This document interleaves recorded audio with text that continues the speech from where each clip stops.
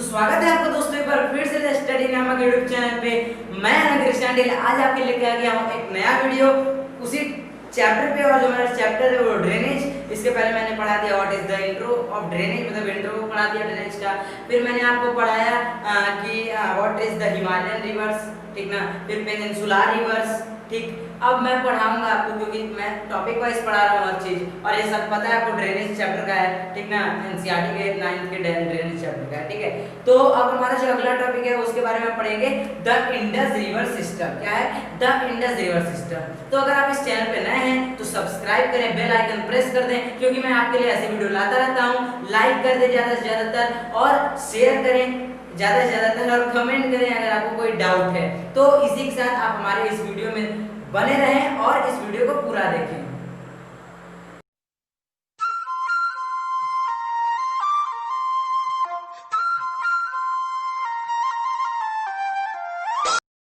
तो चलिए दोस्तों, हम पहले इंडस रिवर सिस्टम का पॉइंट जानने से पहले हम जानेंगे कि वो कहाँ से ओरिजिनेट होती है, क्योंकि अगर उसमें हम मतलब उसका स्केच करते हैं मैप को, तो उसमें लोगों को समझ में नहीं आता है ना। तो हम एनसीईआरटी बुक की मदद ले रहे हैं, उसमें एक मैप है, उसके द्वारा हम आपको समझाएंगे, ठीक ना। तो क्या है भाई, देखिए यहाँ पे आपको साफ दिखाई दे रहा होगा कि टाइबेट, जो कि अब चाइना का पार्ट हो चुका है, वो क्या है, उसके उस टाइबेट में एक मानसरोवर झील है, मानसरोवर लेक है। उसके नियर, मतलब near to the Mansarovar lake, यानी उसके पास से। अब ये टाइबेट है, इसके पास से भाई थोड़ा इधर, मतलब ये पूरा टाइबेट ही है, तो अब इसके पास से मानसरोवर लेक है। मानसरोवर लेक के पास से आपका ये देखिए, ये जो आपका दिखाई दे रहा है, ये आपका क्या है, ये आपका इंडस है, यहाँ से निकल रही है।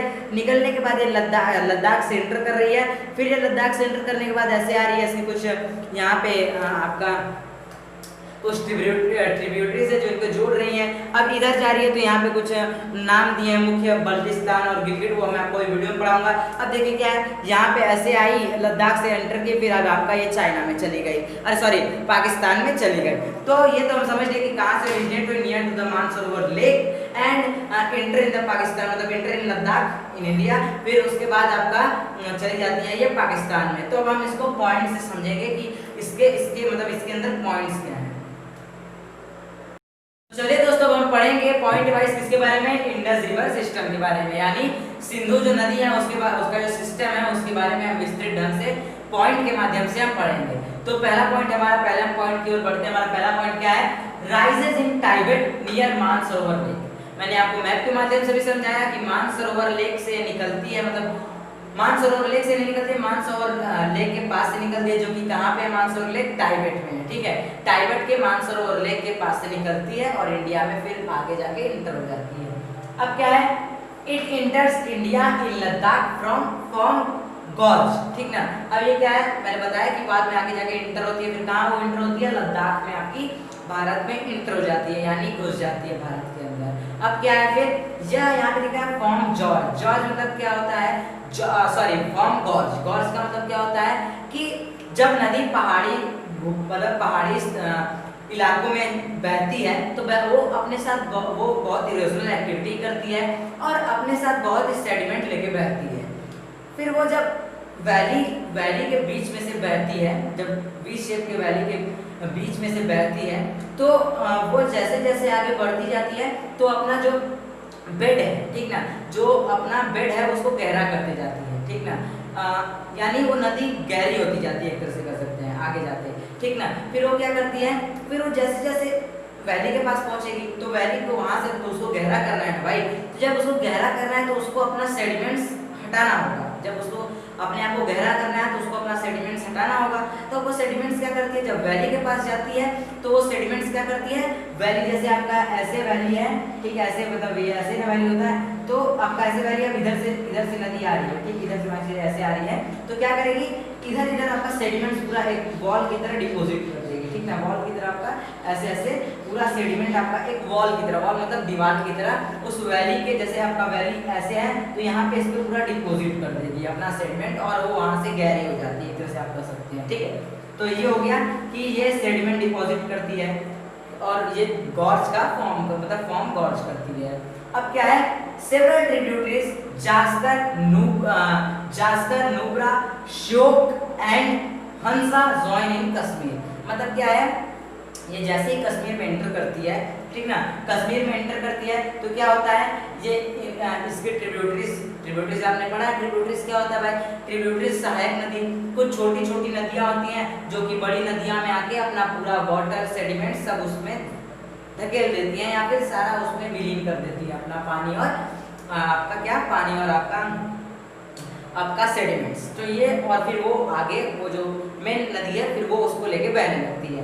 तो क्या है फिर इसमें भी कुछ जब आगे कश्मीर में एंटर करती है तो इसमें भी कुछ आपकी छोटी छोटी नदियाँ जुड़ती हैं, इससे दोस्ती होती है नदियों की। तो अब किससे किससे दोस्ती मतलब किससे किससे इसकी कौन से इसके ट्रिब्यूटरीज हैं? पहला ट्रिब्यूटरी जास्कर नाम दिया गया है। जास्कर एक पहली मतलब जास्कर इसकी एक ट्रिब्यूटरी है यानी सहायक नदी है।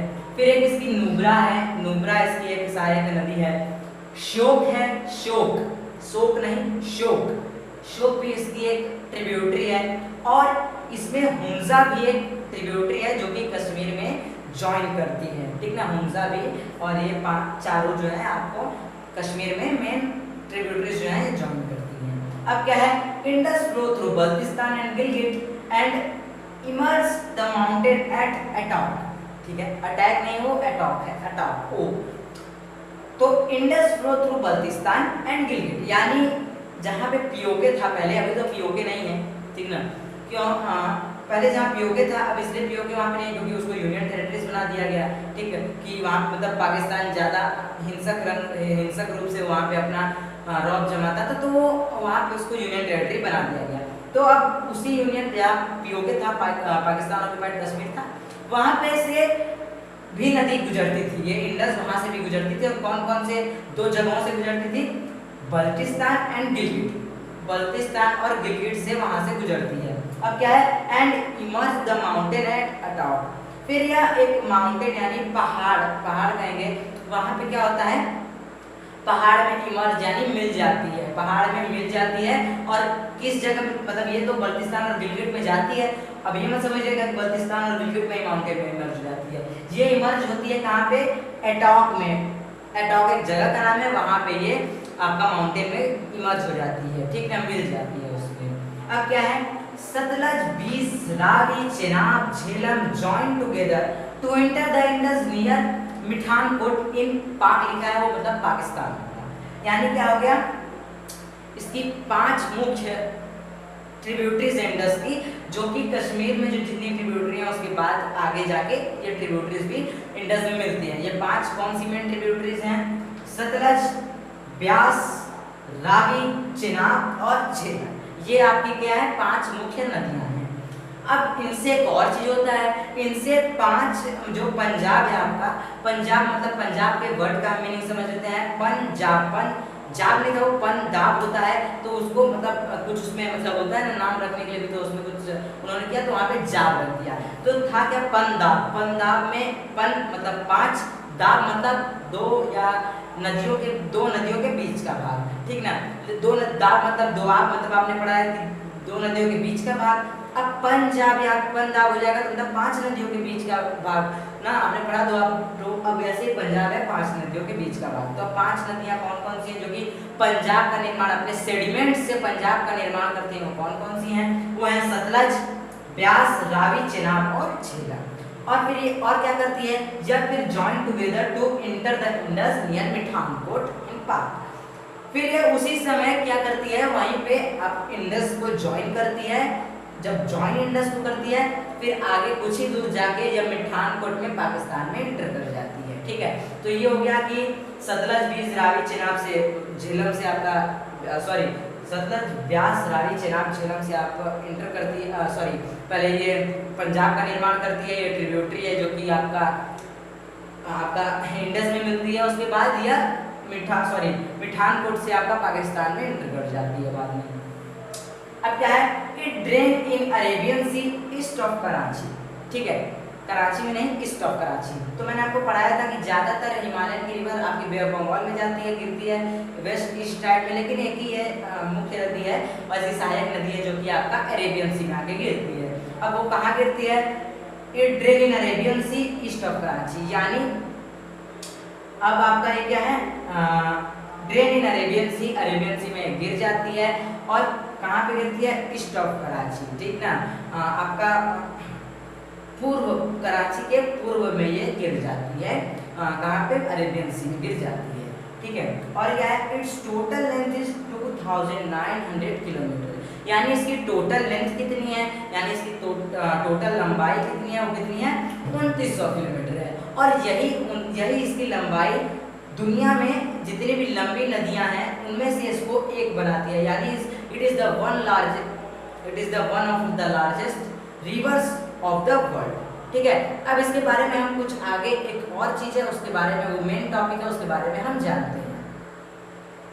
तब हम पढ़ेंगे अब कि हम बोले थे कि अभी हमको क्या पढ़ना है, अभी हमको एक मेन टॉपिक पढ़ना है जो आखिरी में मतलब एक आपके बॉक्स में दिया हुआ है एनसीईआरटी के, वो क्या है, वो है द इंडस वाटर ट्रीटी, यानी सिंधु समझौता।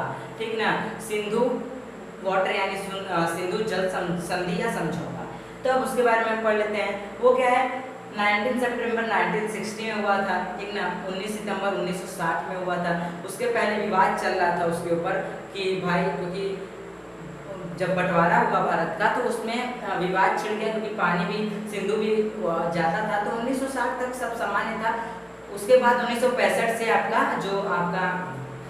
वायलेंस जो पाक था वो स्टार्ट किया थोड़ा थोड़ा, तो 1960 तक जो समझौता तक था उस समय सब सही था, तो इसलिए वहाँ पे 19 सितंबर 1960 को आपका क्या होगा, आपका हो गया इंडस वाटर ट्रीटी, यानी सिंधु जल संधि या समझौता बिटवीन इंडिया एंड पाकिस्तान। किसके बीच में हुआ, भारत और पाकिस्तान के बीच में हुआ। ठीक ना, किसके बीच में हुआ, भारत और पाकिस्तान।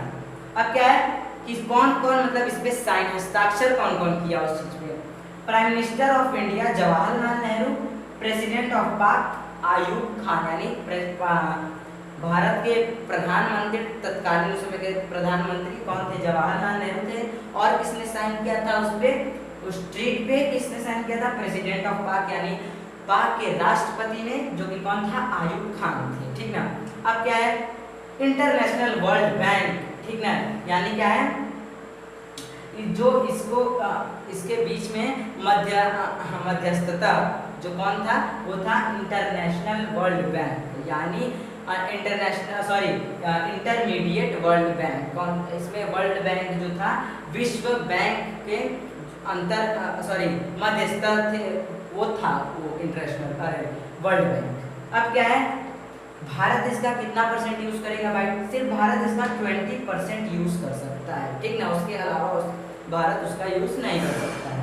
अब क्या है, irrigation for Punjab, Haryana and southern Rajasthan. ठीक है, क्या होता है, इरिगेशन होता है किसमें भाई, इरिगेशन होता है आपका पंजाब, हरियाणा और सदर्न राजस्थान, मतलब सिर्फ एक और मतलब वो तो आपका यूज होता था उधर 20%। अब कुछ तो इरिगेशन के लिए भी होगा, तो इरिगेशन के लिए कहाँ होगा, इरिगेशन के लिए आपका किस राज्य में होगा, पंजाब में होगा, हरियाणा में होगा एंड सदर्न राजस्थान में भी इरिगेशन के लिए यूज होगा। अब मैं आपको इसमें एक बेसिक चीज बता दे रहा हूँ कि अभी मैंने आपको बताया नहीं था कि ये जो इंडस है वो किन किन राज्यों से होकर गुजरती है। ठीक ना, तो ये 2 राज्यों से पहले होकर गुजरती है, आपका कौन सा है, हिमाचल प्रदेश और पंजाब से। ठीक ना, हिमाचल प्रदेश और पंजाब से गुजरती है। और फिर अब क्या है, जब हिमाचल प्रदेश पंजाब से पहले तो ये जम्मू कश्मीर और लद्दाख से भी गुजरती थी, लेकिन अब तो वो यूनियन टेरिटरी हो गया है, तो हम उसे यूनियन टेरिटरी कहेंगे कि लद्दाख और जो जम्मू कश्मीर यूनियन टेरिटरी है वो इन जगहों से भी गुजरती है। ठीक ना, तो क्या हो गया, हमारा पंजाब और हिमाचल प्रदेश से गुजरती है, इन 2 राज्यों से, और 2 यूनियन टेरिटरी से गुजरती है, लद्दाख और कौन सी आपका, लद्दाख और जम्मू कश्मीर। अब हम मतलब ये तो हमारा, आपको लगता है मुझे कि आपको ये पूरा इंडस रिवर सिस्टम समझ में आ गया होगा। सिंधु घाटी नहीं, सिंधु वाटर ट्रीटी यानी सिंधु जल संधि आपको समझ में आ गया होगा। इंडस रिवर सिस्टम भी आ गया होगा, यानी जो आपका सिंधु नदी की सिस्टम है उसके बारे में भी आप समझ गए होंगे। अब अगला वीडियो इसका हम बनाएंगे गंगा रिवर सिस्टम पे, वो भी आपका वीडियो जल्दी आएगा। ऐसी तरह मतलब देखते रहिए इसको, अगर नया है तो सब्सक्राइब कीजिए, बेल आइकन प्रेस कर दीजिए, क्योंकि मैं आपके लिए ऐसी वीडियो लाता रहता हूँ। लाइक कीजिए अगर आपको पसंद आए, ज़्यादा से ज़्यादा शेयर कीजिए, और अगर कोई डाउट है तो कमेंट कीजिए। तो आज के लिए इतना ही, धन्यवाद, आपका दिन मंगलमय हो।